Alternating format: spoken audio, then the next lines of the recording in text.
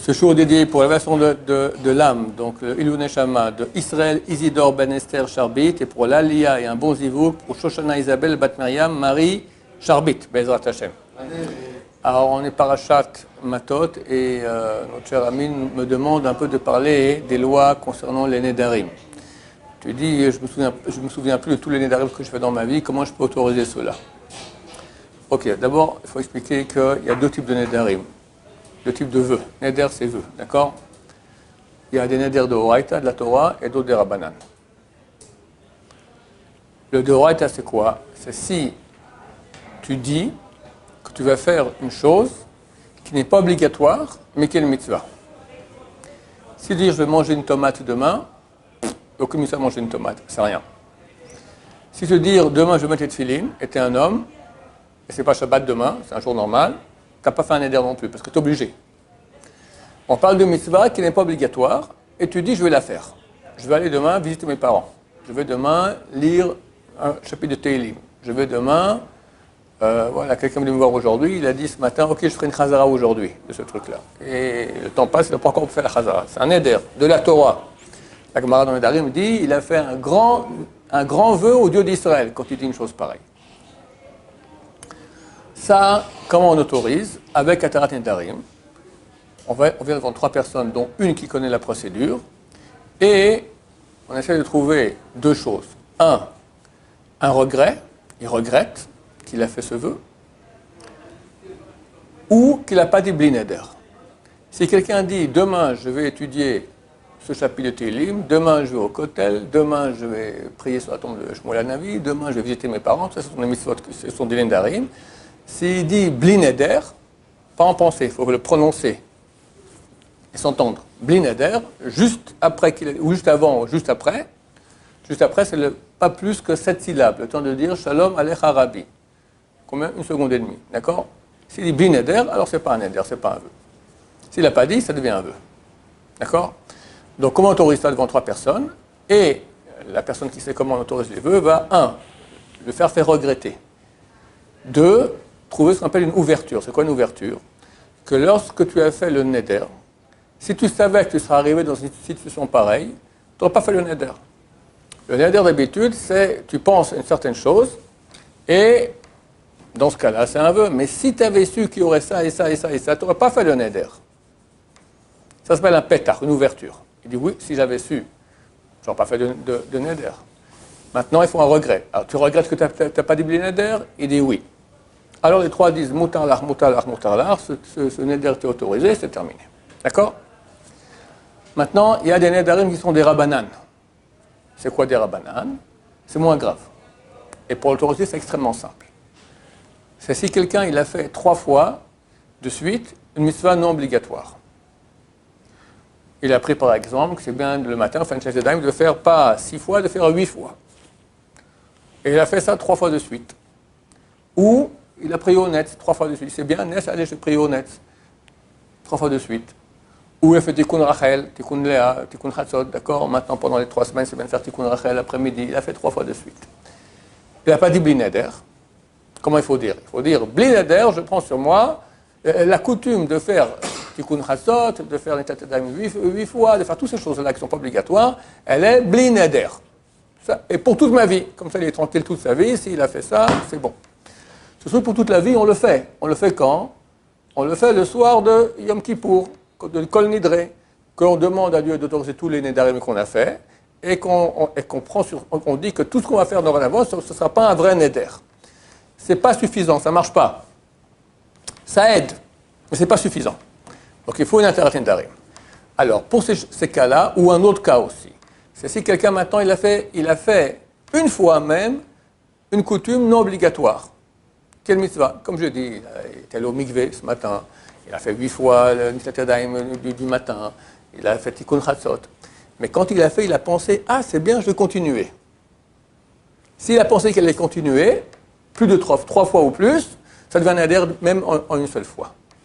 Ça, c'est très facile à autoriser. Tu vas devant 3 personnes, tu lui dis, autorisez-moi mes vœux, mes nedarim, car je regrette que je n'ai pas dit Bli Neder, car je regrette que j'ai pris sur moi ces nedarim.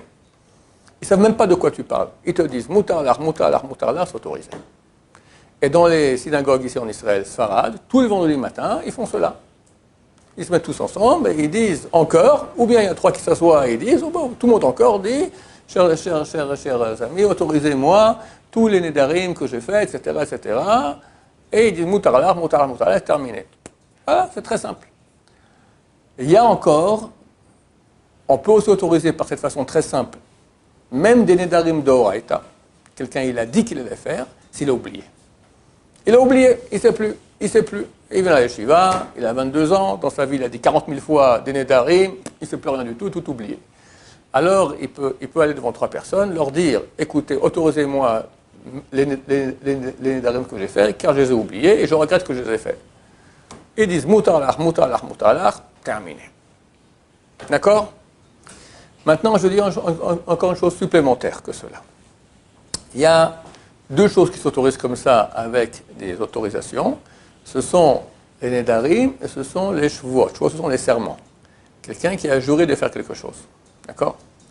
Maintenant, il y a des serments de Horaïta et des Rabbanan, et il y a des nédarim de Horaïta et des Rabbanan. C'est quoi la différence entre jurer et faire le neder? Les deux, ça exactement le même poids. Quand quelqu'un dit je fais le neder, ou même s'il dit, on avait dit, si quelqu'un fait le neder, quelqu'un a dit maintenant je fais le neder de manger une tomate demain. C'est oui un neder, parce qu'il a dit je fais le neder. C'est comme si je jure demain de manger une tomate. Il est obligé de manger la tomate demain. D'accord? S'il dit je mange une tomate demain, ce n'est pas un neder parce qu'il n'y a aucune mitzvah à cela. C'est seulement dans les cas où c'est une mitzvah qui n'est pas obligatoire et qu'il a dit qu'il allait le faire, ça devient un neder. Mais s'il dit je jure ou je dis je fais le neder, alors c'est valable. D'accord? Maintenant, si quelqu'un dit je fais le neder de manger une tomate demain, c'est de Horaïta ou de Rabbanan? Vous me direz c'est de Horaïta, c'est de Rabbanan. Et si quelqu'un il dit maintenant, il jure, comme ça il dit je jure que les tomates me sont interdites. C'est un serment de Horaïta ou de Rabbanan? C'est de Rabbanan. Et je vais expliquer pourquoi.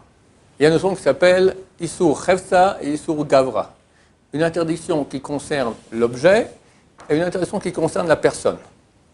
Quand je dis je jure de manger une tomate demain, qui est concerné, la tomate ou moi? Moi. Je jure de manger. Qui va manger? Moi. Demain, je mange la tomate, d'accord? C'est d'Oraïta. Je vais expliquer pourquoi c'est d'Oraïta tout de suite. Maintenant, je peux dire aussi comme ça, je jure que les tomates me sont interdites. Qui est concerné? Les tomates. Je n'ai pas dit que j'allais manger. Je n'ai pas dit que je n'allais pas manger. J'ai dit les tomates me sont interdites. Ça, c'est l'objet qui est concerné. C'est à moi qu'elles sont interdites. C'est vrai, mais c'est elles qui sont interdites à moi. Mais c'est elles, le sujet, c'est l'objet, ce n'est pas la personne. Pour que ce soit interdit de la Torah, ou un serment, ou un éder, les serments jurés, ça concerne toujours la personne.